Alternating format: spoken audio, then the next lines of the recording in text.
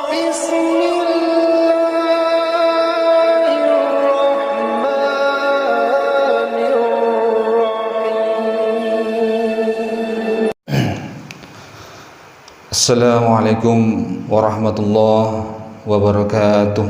Waalaikumsalam warahmatullahi wabarakatuh. Alhamdulillahi rabbil alamin.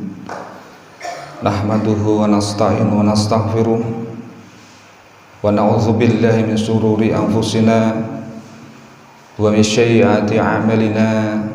May yahdihillahu fala mudilla lahu wa may yudlil fala hadiya lahu. Asyhadu an la ilaha illallah wahdahu la syarika lah wa asyhadu anna Muhammadan abduhu wa rasuluh. Allahumma sholli ala sayidina Muhammad wa ala alihi wa sahbihi ajma'in, amma ba'd. Qala Allah ta'ala fi kitabil karim, a'udzu billahi samii'il 'alim minasy syaithanir rajim. Laqad kana lakum fi rasulillahi uswatun hasanah liman kana yarjullaha wal yawmil akhir wa dzakarallaha katsiran. Shadaqallahul azim. Sidang salat subuh yang tidak dapat saya sebut satu persatu, yang saya hormati, yang insya Allah dimuliakan oleh Allah Subhanahu wa Ta'ala. Alhamdulillah, segala puji hanya milik Allah Subhanahu wa Ta'ala. Alhamdulillah, karena sampai hari ini, sampai jam ini, sampai detik ini, Allah Subhanahu wa Ta'ala masih memberikan kepada kita nikmat iman, Islam, ihsan, juga sehat dan sempat, sehingga kita bisa menghadiri ataupun hadir di masjid tempat yang dimuliakan oleh Allah Subhanahu wa Ta'ala ini dengan niatan kita melaksanakan fardu atau kewajiban kita sebagai seorang muslim, yaitu menunaikan sholat subuh berjamaah. Mudah-mudahan apa yang kita lakukan pada awal hari ini Allah Subhanahu wa Ta'ala terima dan menjadi catatan amal bagi kita semuanya. Amin ya rabbal alamin. Salawat serta salam semoga tetap terlimpah curahkan kepada uswah hasanah kita, habibana wa nabiyana Muhammad sallallahu alaihi wasallam, kepada keluarga beliau, para sahabat, para tabi'in, para tabi'in dan umatnya dari dahulu, sekarang, dan pada masa-masa yang akan datang. Hadirin jamaah yang dimuliakan oleh Allah Subhanahu wa Ta'ala, mohon dimaafkan agak terlambat karena tadi bangun tidur, tadi malam menghadiri acara pelantikan pengurus NU, tapi saya bukan pengurus, tapi cuma untuk live, untuk nyoteng gitu lah. Jadi minta oleh pengurus supaya mendokumentasikan acara tersebut. Pulang jam 11. Jadi singkat cerita tadi kuncinya itu ketelingsut, nyari kunci, cari kesana kemari, ternyata nyantol di motor. Jadi alhamdulillah tidak terlambat banget ya. Oke. Jamaah yang dimuliakan oleh Allah Subhanahu wa Ta'ala, sebagai penghormatan kepada bulan Maulid Nabi Muhammad SAW, maka izinkan pada kesempatan yang mulia ini, dan alhamdulillah saya diberi amanah di Masjid Uswatun Hasanah oleh Pak Takmir untuk memberi kajian, dan terima kasih, dan sudah istilahnya memberikan kepercayaan kepada saya. Mudah-mudahan saya bisa menjalankan tugas ini dengan sebaik-baiknya. Hadirin sidang salat subuh yang dimuliakan oleh Allah Subhanahu wa Ta'ala, ayat ini viral dan Bapak jamaah ibu-ibu semuanya sudah hafal. Allah Subhanahu wa taala berfirman dalam Quran surat Al-Ahzab ayat 21. A'udzu billahi minasyaitonir rajim. Laqad kana lakum fi Rasulillahi uswatun hasanah liman kana yarjullaha wal yawmal akhir wa dzakarallaha katsira. Jadi Allah Subhanahu wa taala memberikan informasi kepada kita, laqad kana lakum fi Rasulillahi uswatun hasanah.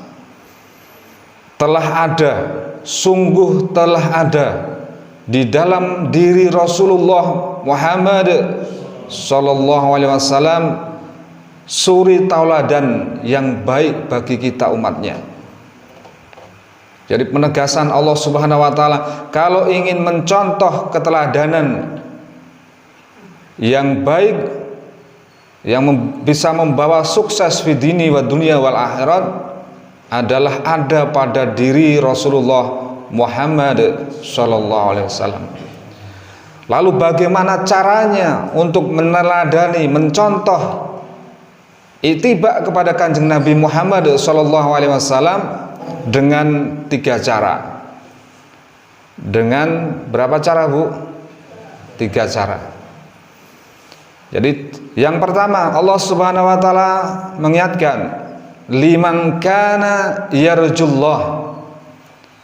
Para mufassir menyatakan liman kana yarjullah, yang pertama adalah orang yang mengharap pahala dari Allah Subhanahu wa taala.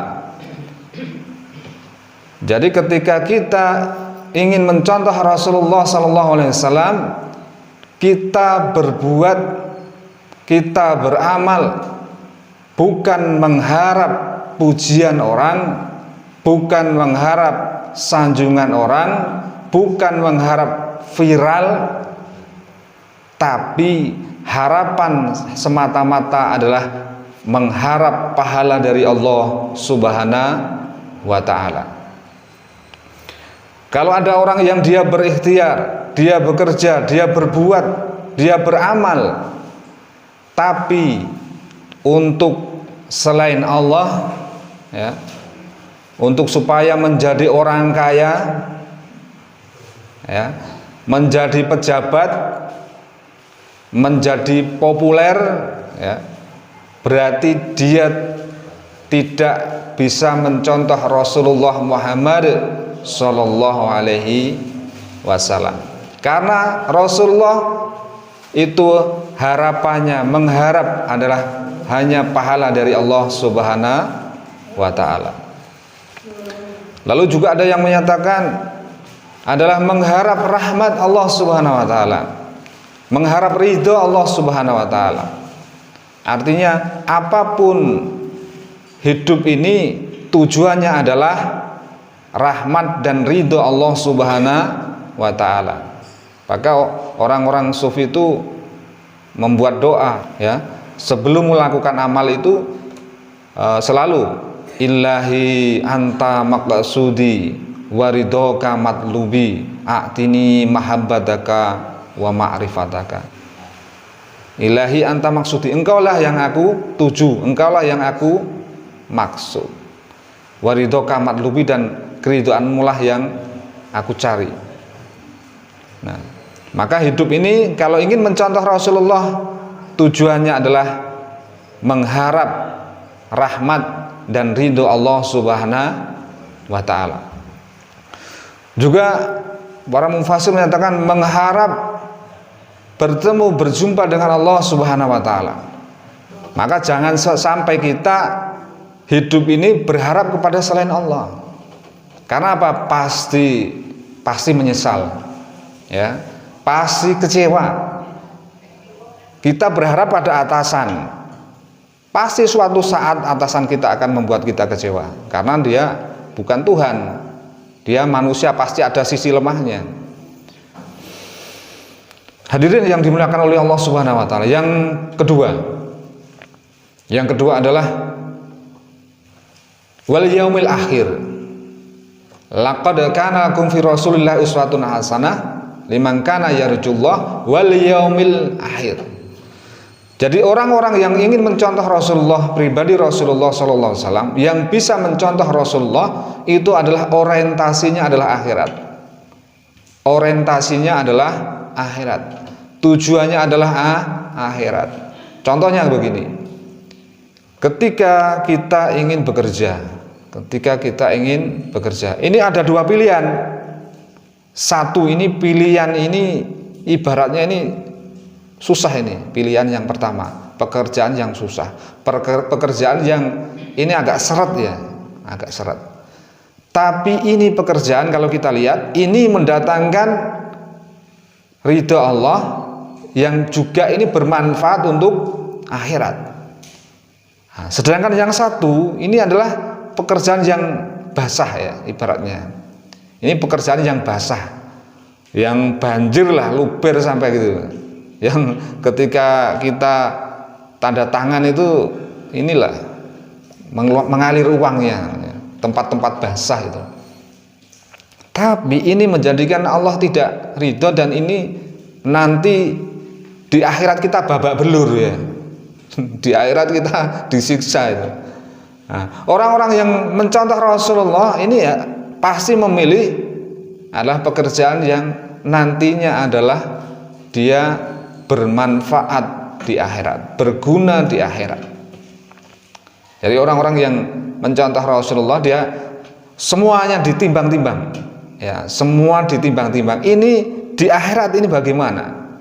Misalnya orang jualan ya, dagang. Tidak hanya ingin dagangannya itu laris, bahkan buka cabang dan lain sebagainya. Tapi ini secara kesehatan bagaimana? Ya, ini berbahaya tidak kalau dikonsumsi oleh customer ya? Ini berbahaya tidak? Ini bermanfaat tidak? Tidak hanya wah ini yang penting untung. Nah, jadi akhirnya dia menghalalkan segala macam cara. Akhirnya apa, banyak pedagang yang di TV itu ketika mencampurkan sesuatu yang berbahaya bagi tubuh manusia. Semata-mata apa? Ingin dagangannya itu laris ya, tapi berbahaya untuk customer. Nah, orang-orang profesi apapun kita misalnya berprofesi apapun ya, ini ditimbang-timbang dulu. Ini di akhirat bagaimana ini? Ya. Di akhirat bagaimana? Ini bisa menjadikan kita ini dapat pahala atau dapat murka Allah Subhanahu wa taala. Ini dapat ridho Allah, ini apa? Dapat laknat Allah. Jadi selalu ditimbang-timbang. Karena hakikatnya jamaah yang dimuliakan oleh Allah Subhanahu wa taala, contohnya begini. Saya untuk sementara waktu Bapak Ibu, walaupun saya perkenal sambil saya itu aslinya Gunung Kidul Ngawen, tapi alhamdulillah saya tinggal dan sudah secara kependudukan itu pindah di Perumpung ya, Perumpung Sardono Harjo. Saya sejak 2025 di Perumpung itu. Nah sekarang Bapak Ibu, saya sekarang berdiri di sini di Jetis Baran, Masjid Uswatun Hasanah Jetis Baran. Pertanyaannya, saya penduduk mana Ibu? Perumpung nggih. Senes Jetis Baran. Senes. Karena saya di sini paling setengah jam ya, paling lama ya. Di masjid ini setengah jam. Ya, setengah jam. Ketika saya diundang aja Pak Takmir. Jadi di sini. Habis itu kan saya pulang kemana Bu? Bukan ke Jetis Baran. Ke Perumpung. Itu contoh. Kita itu sebenarnya bukan penduduk dunia. Sebenarnya kita adalah penduduk akhirat yang sedang di dunia. Nah, sejatinya begitu. Kita itu penduduk akhirat sedang ada di dunia. Karena di dunia ini umat Nabi Muhammad SAW itu kisarannya adalah 60-70 tahun di dunia. Kalau di akhirat khalidina fiha abada, bukan hanya 1000 tahun, bukan hanya 1 juta tahun, bukan 1 miliar tahun, 1 triliun tahun, tapi khalidina fiha abada, kekal selama-lamanya. Ya. Mosok kita yang ingin hidup kekal selama-lamanya kita korbankan itu adalah hanya untuk dunia yang sementara. Bahkan di dalam Al-Quran itu, kalau tidak salah hafalan saya itu, yauma inda rabbi kal alfin sanatim mimma ta'udun. Perbandingan dunia dan akhirat itu ibaratnya satu hari di akhirat itu 1000 tahun di dunia. Ada yang hidup 1000 tahun. Untuk umat Nabi Muhammad tidak ada. Bahkan Nabi Nuh itu 950 tahun. Ya. Jadi perbandingan satu hari akhirat yang adalah 1000 tahun di dunia. Saya gambar satu hari di dunia, di akhirat 1000 tahun di dunia, satu hari saja. Nah, ternyata kalau dihitung-hitung 1,5 jam di dunia. Jadi kita sangat sebentar. Maka orang Jawa mengatakan urip kuwi mampir ngombe ibaratnya. Karena 1,5 jam kalau perbandingannya. Ibaratnya satu titik hidup di dunia itu, akhirat itu garis. Padahal garis itu terdiri dari titik. Satu titik hidup di dunia dibandingkan akhirat itu satu garis. Yang garis itu adalah kumpulan titik-titik. Maka orang-orang yang beriman kepada Allah, yang mencintai Rasulullah SAW, yang ingin mencontoh Rasulullah di dunia ini, satu orientasinya, tujuannya adalah akhirat. Maka semuanya ya harus kita timbang, ini bermanfaat enggak, ini bermakna tidak nanti ketika kita menghadap Allah di akhirat. Ini dapat pahala apa dosa, ini dapat rahmat atau ridho atau azab Allah atau murka Allah Subhanahu wa ta'ala. Yang selanjutnya adalah liman kana yarjullaha wal yaumil akhir wa dzakarallaha katsira. Orang-orang yang ingin mencontoh Rasulullah SAW adalah dia berzikir yang banyak berzikir. Jadi saya menulis buku nggih Bapak Ibu. Judulnya adalah Zikir Cahaya di Atas Cahaya. Alhamdulillah itu dulu ketika belum ada HP itu bestseller lah itu. Buku Zikir Cahaya di Atas Cahaya. Saya tulis, saya baca tentang ayat-ayat zikir. Zikir itu kurang lebih Allah Subhanahu wa taala menuliskan di dalam Al-Qur'an itu 280 ayat tentang zikrullah, tentang zikir kepada Allah Subhanahu wa taala. Nah, setelah kita baca, ternyata semua inti ibadah kepada Allah itu adalah zikir. Adalah zikir. Salat wa aqimus shalah li zikri.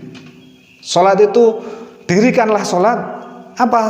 Untuk apa? Li zikri, untuk mengingat Allah Subhanahu wa taala. Padahal ibadah yang nanti yang menentukan kita di akhirat adalah sholat. Nah, sholat itu intinya adalah zikir kepada Allah Subhanahu wa ta'ala. Maka ketika kita sudah Allahu Akbar, Allah Maha Besar, maka segalanya adalah kecil. Jadi ketika kita sudah menghadap Allah, ya dengan sholat itu, maka yang lain sudah harusnya tidak ada lagi di ingatan kita, di pikiran kita. Kita tawajuh, ya. Kita tawajuh menghadap Allah Subhanahu wa ta'ala. Allahu Akbar, hanya Allah yang akbar. Maka sholat itu juga bukan konsentrasi lalu tidak ingat segalanya, tapi sholat itu mengingat Allah. Minimal semua bacaan itu mengingatkan kita kepada Allah Subhanahu wa ta'ala. Jangan ketika membaca sudahlah yang penting baca, ya kan? Tapi usahakan semua bacaan itu menghadirkan Allah Subhanahu wa Ta'ala. Itulah sholat. Sholat khusyuk adalah bukan konsentrasi, bukan kontemplasi, tapi tawajuh. Tawajuh itu adalah menghadirkan kolbu untuk mengingat Allah Subhanahu wa Ta'ala. Itu. Jadi zikir, sholat khusyuk itu zikir kepada Allah Subhanahu wa Ta'ala. Termasuk puasa. Imam Al-Ghazali di dalam Ihya itu membagi puasa menjadi 3. Yang terakhir, puasa khawasul khawas itu zikir kepada Allah Subhanahu wa Ta'ala. Selalu hati ini tidak lupa kepada Allah Subhanahu wa Ta'ala. Maka tingkatan puasa yang paling tinggi adalah ketika hati itu selalu ingat kepada Allah, tidak lalai kepada Allah Subhanahu wa Ta'ala. Bahkan ibadah haji itu intinya adalah zikrullah, mengingat Allah Subhanahu wa Ta'ala. Bahkan Allah Subhanahu wa Ta'ala mengingatkan lagi pada orang-orang yang haji, ya, yang umroh, yang haji itu, wa qadaitum manasikakum fazkurullaha ka zikrikum aba'akum aw asadu zikra. Ketika waqadha itu manasikakum, ketika sudah selesai menunaikan manasik hajimu, ya, waqadha itu manasikakum fazkurullah, berzikirlah kepada Allah Subhanahu wa Ta'ala. Untuk berzikir, ibadah haji itu juga zikir, kumpulan daripada zikir. Maka setelah selesai pun Allah Subhanahu wa Ta'ala mengingatkan zikir kepada Allah Subhanahu wa Ta'ala. Maka perintah yang satu-satunya yang supaya kita beramal sebanyak-banyaknya tanpa ada batasan, ya, tanpa ada batasan. Kalau sholat kan ada syarat rukun, ada batasannya, ya, waktunya diatur, ya, ketentuan semuanya itu diatur. Puasa juga diatur, ibadah haji diatur. Yang tidak ada aturan khusus, nah, ayatnya masih, ya, umum, ya, global atau tanpa qaid, itu hanya zikir. Ya ayyuhalladzina amanu dzkurullaha dzikran katsira. Ibadah yang disuruh sebanyak-banyaknya adalah berzikir kepada Allah Subhanahu wa Ta'ala. Senantiasa berzikir. Qiyama wa qu'uda wa ala junubihim. Berdiri, duduk, berbaring, berzikir kepada Allah Subhanahu wa Ta'ala. Itulah yang disebut dengan dzikran katsira. Zikir yang sebanyak-banyaknya. Zikir yang sebanyak-banyak bukan jumlah, ya, setiap saat, setiap waktu, itulah zikir yang sebanyak-banyaknya. Maka ketika lupa, ada orang ulama mengatakan ketika lupa ingat lagi, ketika lupa ingat, zikir. Ketika putus sambung, ketika lupa ingat, ketika putus sambung. Nah, ini berat kalau tidak ada riyadhah, tanpa dilatih, jamaah, tanpa dilatih. Jadi harus kita latih zikir supaya kita ingat kepada Allah Subhanahu wa Ta'ala. Ibu-ibu ketika dari pulang masjid masak untuk bapaknya, jangan lupa, Bu, dengan berzikir subhanallah walhamdulillah wala ilaha illallah wallahu akbar. Ya, sambil nyuci, selain di jamban, ya, sholawat kepada Rasulullah Muhammad sallallahu alaihi wasallam. Itu contoh cara-cara untuk mengingat Allah. Maka refleksnya ketika orang-orang ahli zikir ini, refleks, ya, kesandung, ya, ke antuk batu, dia ingat kepada astagfirullahaladzim. Ketika naik motor, ya, tidak pakai helm, ya, ini nggak bagus ini, pakai peci, ya, ke masjid, ya, ada inilah sambar moto, ya, astagfirullahaladzim, kan, bukan misuh, ya. Itu bukan ahli zikir kalau misalnya. Nah, semua, ya. Jadi refleksnya nanti dijabut oleh malaikat maut, zikrullah, berzikir kepada Allah. Karena ketika kita sakaratul maut itu, menurut berbagai redaksi hadis itu sangat sakit sakaratul maut itu. Nantilah insya Allah pada kesempatan yang lain saya mungkin bahas, ya, tentang bagaimana cara mati yang husnul khotimah. Jamaah yang dimuliakan oleh Allah Subhanahu wa taala, mungkin demikian apa yang dapat saya sampaikan.